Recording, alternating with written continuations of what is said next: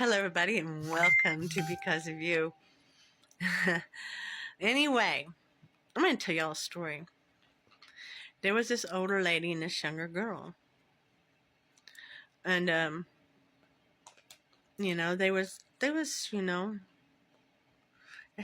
their family. They were, they loved each other. This older lady, she loved this young girl with everything in her heart. And then this younger girl, as she grew up, she lied. For whatever reason, she lied. She got mad, got upset, got very mad at the older lady for not doing something her way, the way she thought she should, or not doing things the way she thought she should have. But anyway, she got mad and she got out and she started lying and lying and lying and lying on the old lady. And before you know it, these lies spread. I mean, everybody believed these lies. These lies kept spreading and spreading and spreading.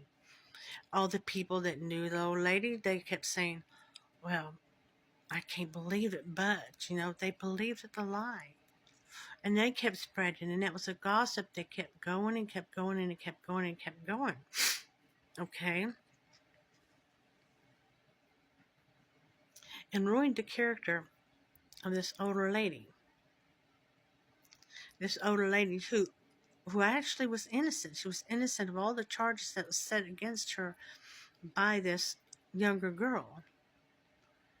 But everybody kept spreading them and spreading them and spreading them, and it got worse and worse and worse.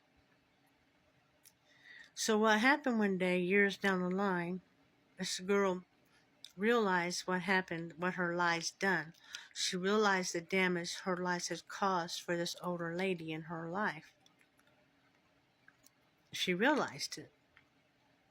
Because it had caused a lot of damage. It cost more than she ever thought she was going to have to pay. It caused a lot of damage. But this young girl, she ran to this old lady and she apologized. I apologize for everything I done. I really apologize. She didn't know. I didn't know all this was going to happen, blah, blah, blah. And she apologized. Well, the lady said, yeah, I accept your forgiveness. I really do. I accept it. But, and then the girl's like, how can I fix it? Well, you can tell the truth, but let me do something here. And so this older lady went into the house and she got her feathered pillow.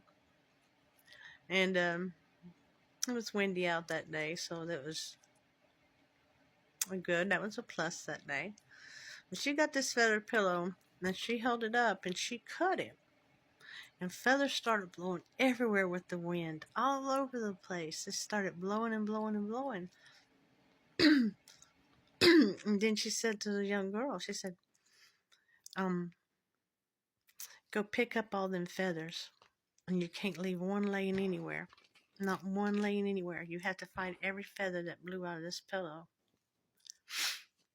That young girl looked at her and she said, there's no way I can do that. There's no possible way I can get every feather that's blown out of this pillow. I mean, I don't even know where they all went to. Then the older lady looked at her and she said, and that's what happened. That's what happens with a lie. There's no way I can ever repair all the damage that lie has done. That's what she told that young girl. Nowhere. No way. My character's done been destroyed because of a lie, because of gossip, and because every people believe that lie. Even those who knew me and knew me well believed your lie. And I do forgive you. But remember, the consequences of that lie I'm gonna have to pay for eternally. Eternally. Till that last feather's found. And yeah, the girls started telling the truth, people, but they never did find that last feather, because that last feather just kept blowing in the wind. It just kept blowing in the wind.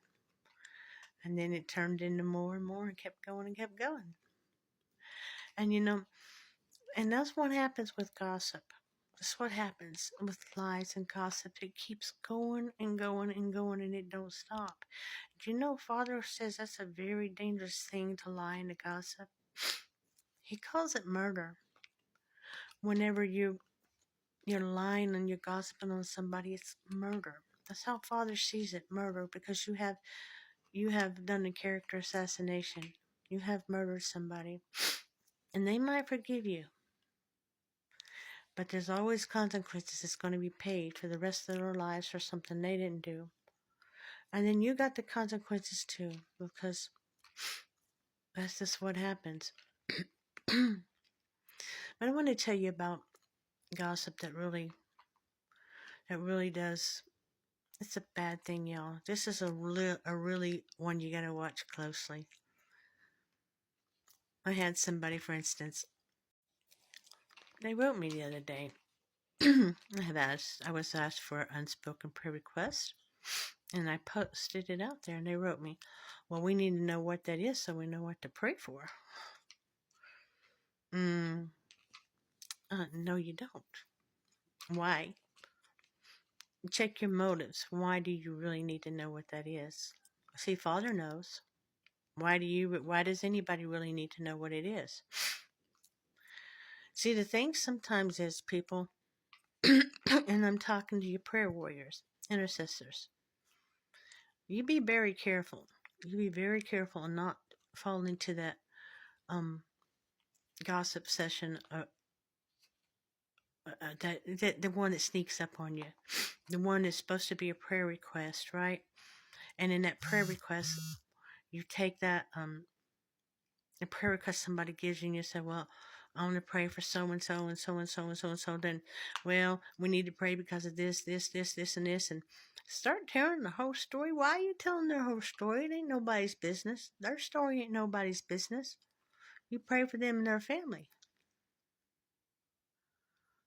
Their story is nobody's business.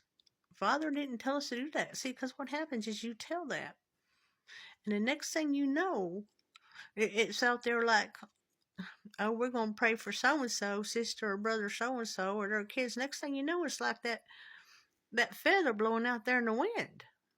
It's turned into a big gossip session. You're ruining people's lives, possibly innocent people's lives. Father knows all about it. Father knows there's two sides of a coin, and then there's the middle. When you stand it up, see, Father knows all about it. And then people just like, prayer isn't to be used for a gossip session. It's not what it's for.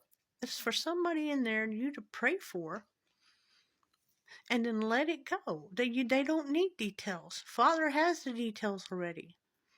And how can people trust you to pray for them if you can't keep your mouth shut? Keep your mouth shut. And ain't nobody's business. Okay? We're there to pray for people, brothers and sisters. We're not there to ruin their lives in disguise as a prayer. Oh, I'm going to pray for you. And then get out there and tell everybody stories. Like, we don't use God's house or God's intercessory as an excuse to tear somebody's life apart because you have a need to gossip. Recognize it for what it is and don't do it no more, okay? It's because of them, but it's also because of you. See, you gotta love them. You gotta love you. You gotta love those Father puts in your path. Learn to keep your mouth shut, alright? You pray for people. Nobody has to know their business because of you. Love, hugs, y'all.